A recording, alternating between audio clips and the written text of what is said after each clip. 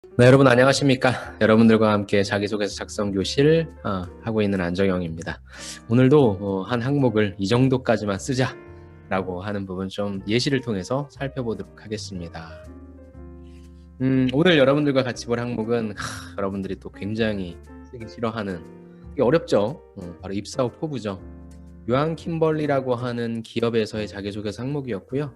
여기에는 입사 후 포부라고 물어보기보다는 앞으로 본인이 회사에 어떤 바를 기여할 수 있는지 그것에 대해서 서술해달라고 했습니다. 800자입니다. 제가 앞부분에 지원 동기라고 하는 항목을 여러분들과 같이 봤는데, 어떤 기업 같은 경우에는 이렇게 입사 후 포부만 좀 발라놓는 데가 있어요. 힘들죠. 입사 후 포부가 사실 다 구체적으로 쓰면 좋다는 것은 아는데, 구체적으로 누가 안 쓰고 싶어서 안 쓰겠습니까? 구체적으로 쓰는 게 어려워서 그런 건데, 자, 어떻게 하면 좀 잘 쓸 수 있는지, 이분도 굉장히 좀 현명하게 좀 빠져나가셨는데 어떻게 하면 잘 쓸 수 있는지 한번 살펴보도록 할게요. 적용 가능 사례는 두 가지로 좀 꼽아봤습니다. 첫 번째는 입사 후 포부만 작성해야 할 때라고 해서, 아까도 말씀드린 것처럼 보통 요즘엔 동기나 포부 이렇게 좀 묻고 있는데, 또 어느 기업은 뭐 진짜 약간 좀 올드 패션드 하죠. 입사 후 포부만 쓰라고 할 때 이게 이제 좀 중요할 것 같고요. 두 번째, 구체적인 아이디어 제시 포부가 힘들 때라고 해서, 저는 지원 동기랑 입사 후 포부는 한 몸이다 라는 얘기를 많이 해요. 그리고 실질적으로 여러분들한테 궁금해하는 포부는 여러분들이 너무 먼 미래에 있어서의 그런 내용이라기보다는 여러분들이 하고 싶어서, 어떤 부분에 있어서 기여하고 싶어서 들어가셨을 테니까 그 부분을 어떻게 하면 좀 해보고 싶은지 거기에 조금 포커싱해서 사례를 쓰시면 좋은데, 그러기 힘들잖아요. 내가 뭐 접해서 할 수 있으면 좀 알아볼 텐데 그렇지 못한 경우도 많잖아요. 그럴 경우에는 어떻게 내가 이걸 좀 빠져나가야 될지 그 부분에 대해서 살펴보는 거니까, 그 항목으로서 두 가지 적용할 수 있을 것 같습니다. 자, 볼게요. 유한 킴벌리는 현재 저출산에 따른 기저귀 시장 축소에 대비해 라고 해서, 유한 킴벌리 현황이네요. 조금 약간 위험한 상황. 그래서 주력 제품군의 시장 점유율 1위를 유지하고, 그 다음에 고령화 시대에 대비해선 시니어 케어 제품에 집중해 새로운 성장 동력을 확보하고 있다. 그렇다면 유한 킴벌리는 일단 주력 제품군이 1위이기 때문에 이 부분을 계속적으로 유지하는 게 좀 필요하고, 그 다음에 어찌됐건 우리가 새로운 것도 이제 시장을 개척해야 되니까 그러한 성장 동력까지 확보하고 있다는 것이죠. 그러려면 이 두 가지 과제를 해결하기 위해서는 유한 킴벌리의 강점인 제품 혁신이 뒷받침되어야 한다라고 얘기를 했습니다. 한마디로 얘기해서 유한 킴벌리는 앞으로 무엇을 해먹고 살아야 되냐면 혁신을 해먹고 살아야 돼. 약간 어감이 그러네요. 해먹고 살아야 된대요. 그렇다면 당연히 내가 이런 혁신을 할 수 있는 사람이다, 나도 이런 혁신 쪽에 기여할 수 있는 사람이다를 얘기하겠죠. 그래서 소비자가 원하는 것을 끊임없이 분석하고 도출한 인사이트를 제품 혁신으로 신속하게 연결하겠습니다. 이를 기반으로 스킨케어, 시니어 케어 등의 신사업이 성과를 내는데 기여하겠습니다. 나왔습니다. 앞부분에 유한 킴벌리가 처한 상황에서 1위는 고수해야 돼. 그 다음에 새로운 시장도 개척해야 돼. 그러려면 뭐가 필요해요? 혁신이 필요해. 그래서 이런 것들을 하기 위해서는 끊임없이 분석해야 되고 혁신해서 제품을 만들어야 돼. 그리고 나는 뭐 하고 싶냐면 스킨케어, 시니어 케어 등의 신사업, 이게 무엇인지 좀 나왔으면 좋겠어요. 그죠? 요걸 내는데 기여하겠습니다. 요 정도는 사실 여기까지만 얘기한다라고 하는 건 지원 동기가 되겠죠. 그래서 포부를 제시해 주시긴 했는데, 이제 구체적으로 스킨케어나 시니어 케어 쪽에 있어서의 어떤 부분, 그런 아이디어를 제시해 주실 것이냐, 아니면 다른 내용을 얘기해 줄 것이냐. 근데 제가 앞에서 말씀드린 게 이제 새로운 아이디어를 제시하기 힘들 때 이렇게 쓰면 좋다라고 했으니까 당연히 오와 낫이 되겠죠. 자, 봅시다. 저는 데이터 분석력, 전달력, 영업 관련 실무 경험 3가지를 준비했습니다. 라고 해서 뭐예요? 아이디어를 제시한 게 아니라 과거에 내가 어떤 역량을 갖고 있다 라고 하는 부분으로서 그냥 제시를 해주셨네요. 좋습니다. 일단 한번 볼게요. 세 가지나 준비했다고 하니까. 첫 번째는 데이터 분석력을 키웠습니다.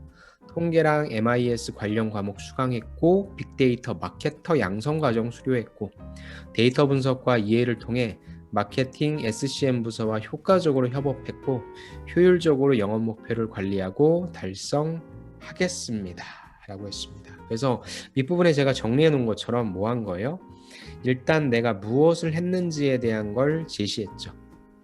그 다음에 이를 바탕으로 포부니까 이를 바탕으로 나는 효과적으로 협업할래, 효율적으로 관리하고 달성할래 등의 목표를 제시했습니다. 그러니까 나는 세 가지 신사업을 할 거야.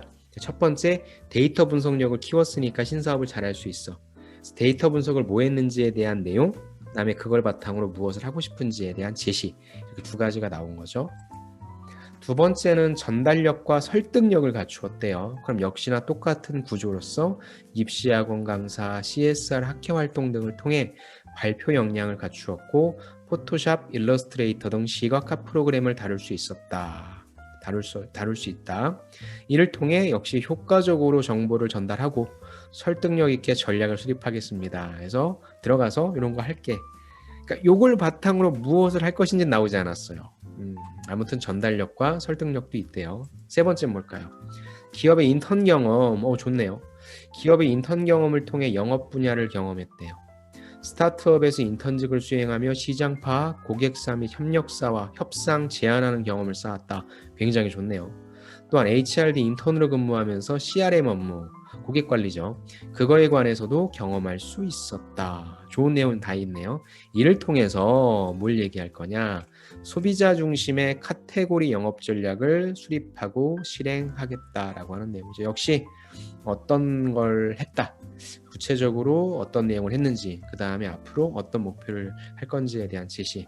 그러니까 구조는 딱딱딱 병렬식으로 잘 작성을 해주셨네요.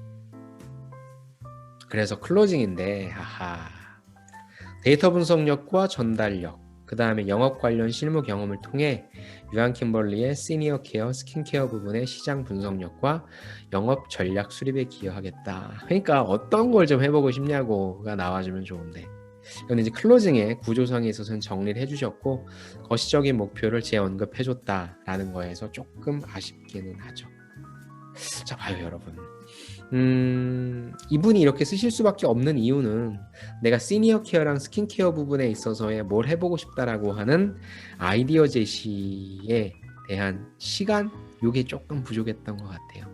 왜냐면 B2B가 아니잖아요. 지금의 이쪽 뭐 화장품 쪽이라고 본다면 생활용품이라고 봅시다. 생활용품 쪽은 뭐 코로나19와 같은 상황이라고 한다면 특히나 고령자, 그 다음에 뭐 영유아 이런 친구들은 더더욱 민감하고 예민하니까 그런 쪽에 있어서의 어떤 부분 이런 걸 커버할 수 있는 무엇이다라고 해서 영업 전략이란 게 뭐예요? 결국엔 마케팅 전략이잖아요.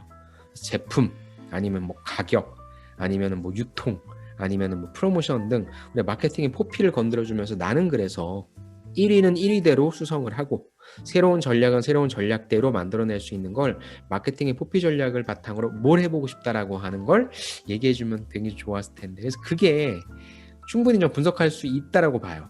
대신에 뭐가 없던 거예요? 조금 시간이 없었거나 아니면 귀찮았겠죠. 그래서 이분은 이러한 경험들을 갖고 있는 거 그리고 이분 자기소개 잘 쓰셨어요. 특히나 저는 요 세 가지를 제시하셨던 것에 대해서 요거 기업의 인턴 경험을 통해서 내가 이런 걸 쌓았잖아요. 그렇다고 한다면 어차피 이 내용은 어디 직무 역량에 구체적으로 표현이 되어 있을 거예요.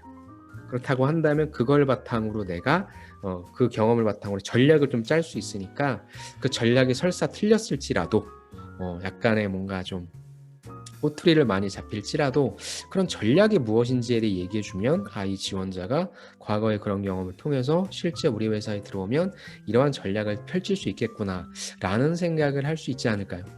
그거는 조금 아쉽네요. 그래서 여러분들이 만약에 유통소비재 쪽이 아니라 내가 진짜로 모르겠다 근데 앞으로 내가 포부를 적으래 라고 한다면 그냥 뭐 3년, 5년 이런 것보다는 실제 여러분들의 역량을 다시 한번 정리해 줌으로써 이런 걸 바탕으로 뭐 해보고 싶다. 이런 걸 바탕으로 뭐 해보고 싶다. 이런 걸 바탕으로 뭐 해보고 싶다. 전 이게 더 나은 것 같아요. 그리고 시간이 조금만 있었다라고 한다면 저는 이 1번, 2번, 3번 중에 하나를 선택해서 데이터 분석을 잘 하니까 그러면 나는 구체적으로 어떤 데이터를 분석해서 어떤 전략을 짜볼래. 나는 전달력과 설득력 등이 있다라고 하니까 뭐 어떻게 영업을 잘 해서 뭐 성과를 올릴래 라는 부분, 아니면 아까 말씀드린 것처럼 어떤 전략을 짜서 가장 우리한테 유리한 판을 만들래 등등 말할 거리는 참 많았는데 그 부분이 나타나지 않았다는 건 조금 아쉽습니다. 대신에 B2B이신 분들은 여러분들이 도저히 이건 분석해서 알아낼 수 없다라고 하는 부분들은 여러분들이 이렇게 거시적인 목표 이분처럼 제시해 준 것처럼 이렇게 제시해 주시는 방법을 선택해 주시는 것도 좋을 것 같습니다. 자, 구조 한번 볼까요? 입사 후 포부, 즉 기여할 수 있는 점이었는데 입사 후 포부죠. 이거의 작성 구조를 보면 첫 번째는 목표를 제시해 주셨습니다. 신사업 쪽에 무엇인가를 해보고 싶다. 그다음 두 번째에 이 신사업을 해보고 싶다라는 것에 대해서 구체적 목표가 나온 거냐, 아니면 이를 달성할 수 있는 뭐 몇 가지 역량이 있고 어떤 걸 얘기할 거냐, 후자를 말씀해 주셨죠. 근데 앞부분에 구체적 목표를 제시해 주시는 게 훨씬 좋아요. 그래서 이분 같은 경우에는 그럼 역량을 제시해 주셨는데 빠져나가는 전략이었죠. 데이터 분석력 있다, 전달력과 설득력 있다, 인턴 경험 있다 라고 해서 어떤 일을 했고 무엇을 기여할 수 있는지 그 구조로서 통일성 있는 구조, 분량도 아주 좋았습니다. 그래서 B2B를 지원하시는 분들은 이렇게 빠져나가는 전략으로서 만약에 포부를 쓰라고 한다 라고 한다면 이렇게 작성해 주시는 게 제일 좋을 것 같고요. 어떻게 보면은 이거는 완전히 좀 바꿀 수 있겠네요. 4번을 언급하기 이전에 이 내용은 사실 어떻게 볼 수 있냐면 지원 동기로도 볼 수 있겠네요. 네, 그 생각이 딱 드네요. 그러니까 지원 동기와 입사 후 포부를 동시에 소화할 수 있는 내용 같아요. 내가 이 직무를 하기 위해서 이렇게 준비를 했었고 이걸 바탕으로 나는 뭐 하고 싶고 그래서 니네 회사 이런 데 기여하겠다 라고 하는 부분이니까 지원 동기도 괜찮을 것 같습니다. 4번은 뭐냐면 다시 한번 거시적인 목표를 언급해 줬는데 그렇다면 오케이, 그래, 괜찮아. 그러면 저는 혁신이라고 하는 부분을 아까 언급했잖아요.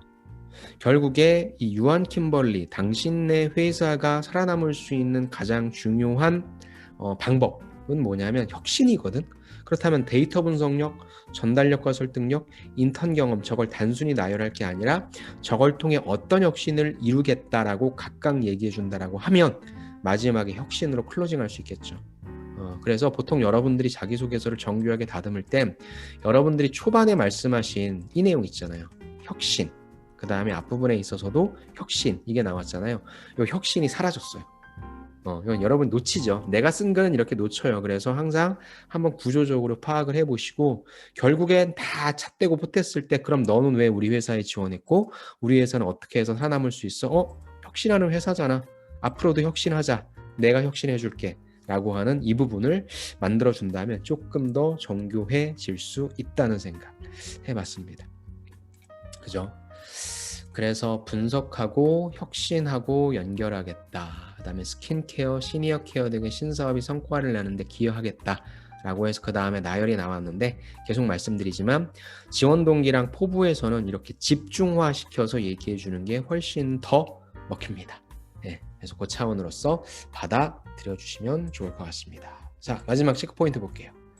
소재는 어떤 거였습니까? 지원 분야에 연관된 소재였죠. 뭐 소재라고 한다면 첫째 뭐 있다, 둘째 뭐 있다, 셋째 뭐 있다 라고 하는 거였으니까 다 좋았고요. 두 가지 구성이었죠. 나는 니네 회사 들어가서 혁신해서 신사업 쪽에 도움 줄게. 먹고 살게 해줄게 였는데 마지막 클로징에는 혁신이 얼라인되지 않았다는 건 조금 아쉬웠죠. 구조는 나열하는 방식이었습니다. 빠져나갔죠. 그리고 다시 한번 말씀드리지만 이건 입사 후 포부, 그 다음에 지원 동기로도 써먹을 수 있을 것 같습니다. 마지막에 숫자, 제가 숫자를 좀 한번 뜯어봤는데 숫자는 마지막에 보는 거거든요. 숫자는 없더라고요. 신기하게. 숫자적인 부분은 없었다. 왜냐하면은 구체적으로 무엇을 하고 싶다라고 하는 내용이 나오지 않기 때문에 구체적인 숫자를 아마 제시하기 힘드셨을 겁니다. 또 직무 역량을 나타내는 항목들은 아니다 보니까 간략하게 어떤 걸 했다라고 하는 그렇게 맛만 보여주는 차원이니까 숫자가 없었던 것 같습니다. 네. 그래서 요거는 제가 여기에 못 고쳤는데 입사 후 포부만 작성해야 할 때와 지원 동기 작성해야 할 때 이 부분 2번은 좀 지워주시고요. 지원 동기 작성해야 될 때 두 가지로서 봐주시는 게 좋을 것 같습니다. 네, 이렇게 여러분들과 같이 본 자기소개서는 저 협력하고 있는 자코리아 여기에서 합격 자기소개서를 제가 가지고 왔고요. 여러분들도 이런 식으로 자기소개서 처음 쓰시기에 힘드신 분들은 이 자소서를 보시면서 저처럼 한번 구조도 분석해 보시고 소재도 한번 분석해 보시면 더욱 좋을 것 같습니다. 네, 오늘도 여러분들과 함께 입사 포부와 지원 동기에 어울리는 그 내용에 대해서 한번 살펴봤고요. 하나하나씩 아무리 여러분들 내용 듣고 하면 몰라요. 소재를 통해서 실질적인 사례를 통해서 분석해 보시는 게 제일 좋고 자꾸 그런 눈을 기르시면 제가 늘 말씀드리는 초반에 어떤 구조로 잡는다, 그다음에 다 작성하신 다음에 정교화된다 라고 하는 부분 자동적으로 되실 겁니다. 자소서는 결코 하루아침에 되지 않아요. 조금씩 노력 기울이시면 좋을 것 같습니다. 수고 많으셨고요. 저는 다음 시간에 다시 찾아뵙겠습니다. 감사합니다.